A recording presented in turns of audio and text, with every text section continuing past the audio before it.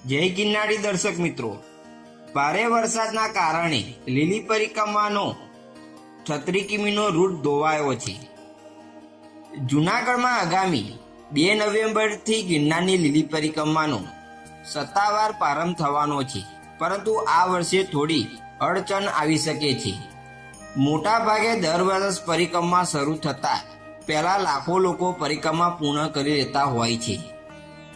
જો કે આ વર્ષે કમોસમી વરસાદના ભક્તોને નિરાશ કરી શકે છે.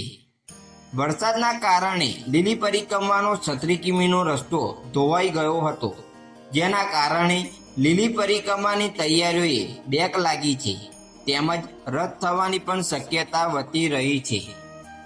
લીલી પરિક્રમાને લઈને એસટી 250 એક્સ્ટ્રા બસો દોડાડશે. પ્લાસ્ટિક મુક્ત પરિક્રમાનું આહરણ. રૂટ કમોસમી વરસાદના કારણે ધોવાઈ ગયો.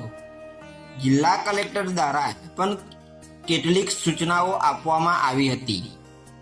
જિલ્લા કલેક્ટરે કહ્યું હતું કે તારીખ 2/11/2025 થી શરૂ થતી ગિરનારની લીલી પરિક્રમા માટે બનાવેલો રૂટ કમોસમી વરસાદના કારણે ધોવાઈ ગયેલો છે. આથી રૂટ પર હાલ અતિ કીચડ હોવાથી વાહનો ફસાવાની શક્યતા છે, જેથી નવી સૂચના ન મળે ત્યાં સુધી અન્નક્ષેત્રના વાહનો પરિક્રમા રૂટ પર ન લાવવા વિનંતી છે. રૂટ ધોવાઈ જતા અનેક જગ્યાએ રસ્તા જોખમી બન્યા છે.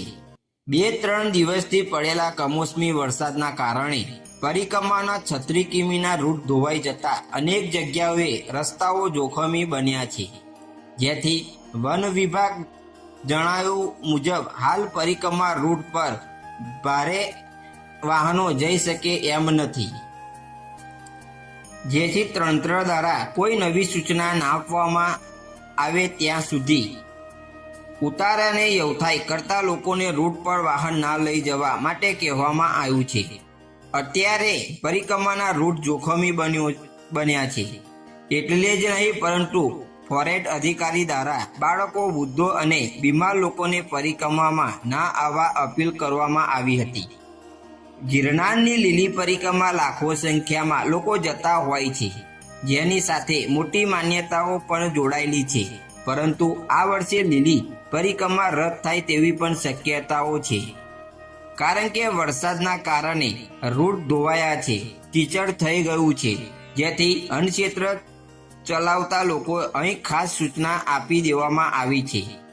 જિલ્લા કલેક્ટર દ્વારા સૂચના ના આપવામાં આવી છે, એટલે જ નહીં, પરંતુ આગામી સૂચના ના આવે ત્યાં સુધી વાહન લઈ જવા પણ ના પાડી દેવામાં આવી છે. મિત્રો, આવી નવી વિડીયો જોવા માટે અમારી ચેનલને સબસ્ક્રાઈબ કરો અને કોમેન્ટમાં જય ગિરનારી જરૂરથી લખજો. ધન્યવાદ. જય ગિરનારી.